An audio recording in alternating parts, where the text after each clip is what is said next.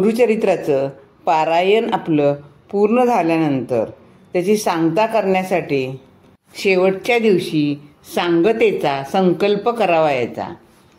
हातात पाणी घेऊन त्यात अखंड 5 ते 7 अक्षदा व थोडा अष्टगंध किंवा कुंकू टाकायचं आणि पुढील संकल्प आपल्याला म्हणायचा आहे।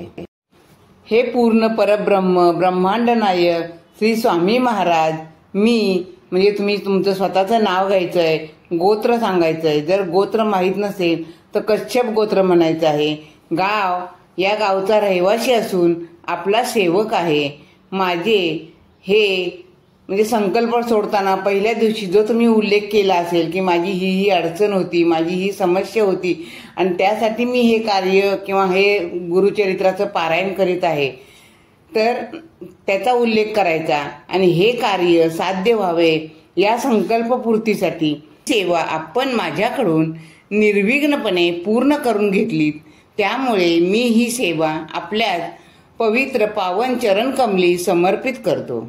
आपण या अत्यल्प सेवेचा स्वीकार करून मला इच्छित फलप्राप्ती द्यावी, आपली अखंड कृपादृष्टी माझ्या संपूर्ण कुटुंबाला लाभावी हीच आपल्या चरणी विनम्र प्रार्थना।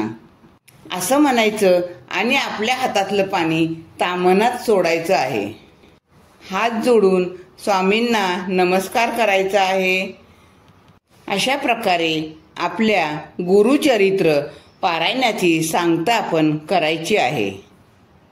श्री गुरुदेव दत्त, श्री स्वामी समर्थ।